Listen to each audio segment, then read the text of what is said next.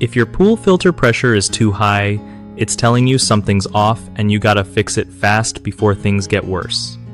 So, first thing, backwash your sand or DE filter to clear out all that junk clogging it up. If you've got a cartridge filter, take it out and hose it down real good until it looks fresh. Check your skimmer and pump baskets too. Sometimes leaves or gunk sneak in and block water flow. Also, inspect the filter for any visible damage or cracks, because that can mess with the pressure. Make sure your valves are open the right way. Sometimes they get stuck or closed by mistake. Don't forget to look at the pump impeller. If it's clogged, water won't move properly and pressure spikes. If everything looks clean and open but pressure stays high, you might need to replace your filter, media, or cartridge. Regular maintenance keeps your pool running smooth and saves you from costly repairs down the line.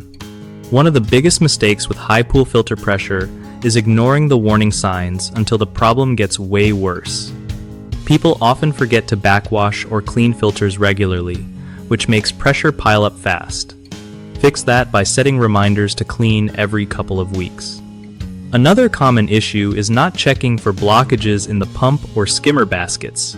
These little traps fill up quick and restrict water flow, so empty them often.